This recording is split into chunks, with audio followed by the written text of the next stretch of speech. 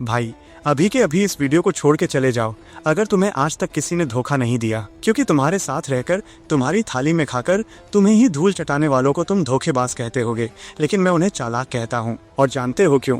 क्योंकि जब तक तुम्हारे जैसे सीधे और बुद्धू लोग धोखा खाते रहेंगे, तब तक ये चालाक लोग हमारे बीच ही रहकर हमें लूटते रहेंगे।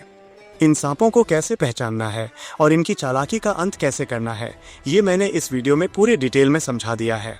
तो भाई इस वीडियो को बिल्कुल अकेले में देखना, क्योंकि ये सच पचाना हर किसी के बस की बात नहीं है। अब सुन कि दुनिया तेरे ऊपर ये लॉ कैसे चलाती है, और ये सुनकर तू दंग रह जाएगा, क्योंकि शायद तेरे साथ ये पहले भी हो चुका है। कुछ शातिर लोग तेरे सामने बहुत ही भोले और कमजोर बनकर आएंगे। वो तुझे ऐसा फील कराएंगे कि भाई तू ही मेरा गुरु है, तू ही सब जानता है। तू अपनी ईगो में फूल जाएगा और अपनी सारी स्ट्रैटेजी, अपने सारे राज और अपनी सारी मेहनत उनके सामने खोल कर रख देगा, क्योंकि तुझे लगेगा कि तू उनसे ऊपर है। असल में वो लॉ 1 को उल्टा इस्तेमाल कर रहे हैं।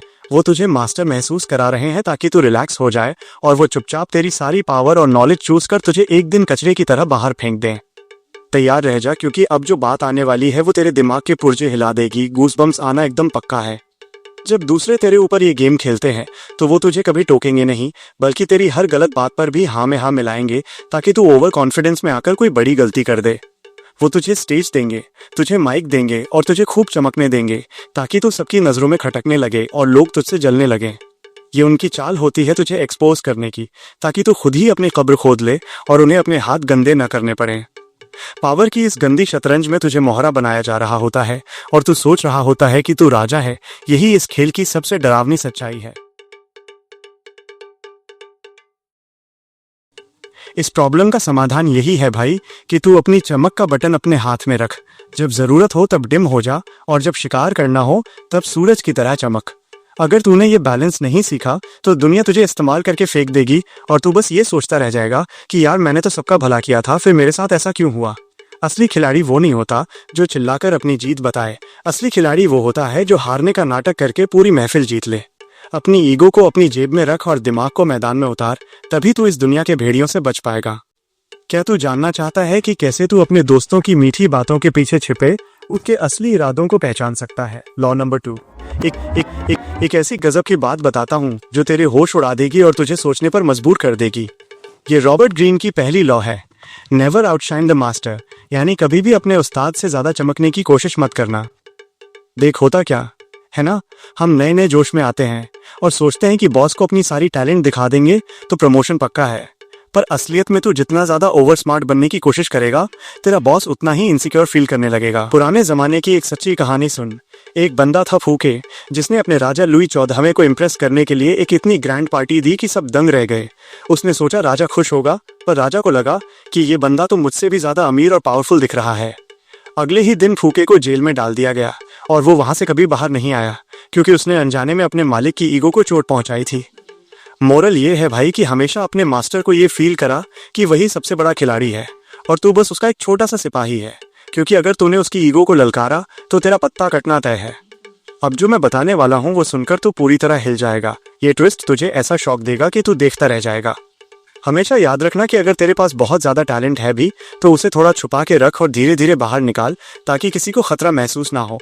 अगर तू एक ही दिन में सारा ज्ञान पेल देगा ना, तो लोग तुझसे डरने लगेंगे या तुझसे जलने लगेंगे और तुझे रास्ते से हटाने की साजिशें शुरू हो जाएंगी। अपने बॉस को हमेशा क्रेडिट दे, भले ही सारा काम तूने ही क्यों न किया हो, पर जता ऐसे कि जैसे उसके गाइडेंस और उसकी छत्रछाया के बिना ये मुमकिन ही नहीं था। इससे वो तुझे अपना सबसे खास आदमी मानेगा और तुझे हमेशा अपने साथ रखेगा, जिससे तेरी पावर और पोजीशन दोनों सेफ रहेंगी।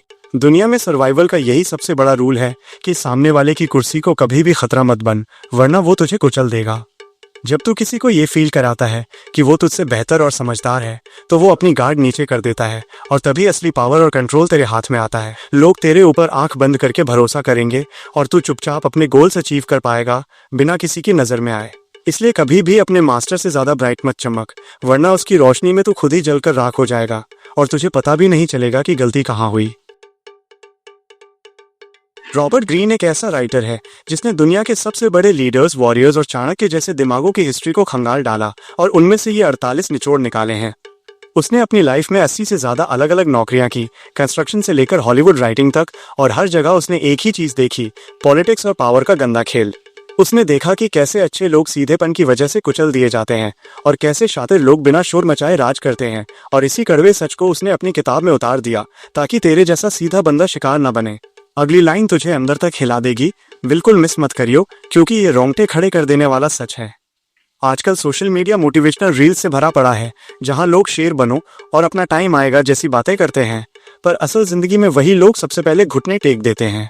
ये रील्स तुझे सिर्फ 30 सेकंड का नशा देती हैं, पर रॉबर्ट ग्रीन की बातें तुझे वो कड़वी दवा देती हैं जो तुझे हकीकत के मैदान में जिताएगी। लोग रील में तो ज्ञान पेलते हैं, लेकिन जब ऑफिस या बिजनेस में असली पॉलिटिक्स होती है तो उनके पास कोई प्लान नहीं होता। ये पॉइंट सिर्फ पढ़ने के लिए नहीं है, ये वो हथियार हैं जो तुझे तब बचाने आएंगे जब तेरे अपने ही तेरे खिलाफ साजिश रच रहे होंगे। अब जो प्रैक्टिकल तरीका मैं तुझे बताने वाला हूँ वो सुनकर तू दंग रह जाएगा और तुझे अपनी गलतियां साफ दिखने लगेंगी। अब तू पूछ रहा है कि लॉ 1 यानी नेवर आउटशाइन द मास्टर को असल जिंदगी में कैसे इस्तेमाल करें।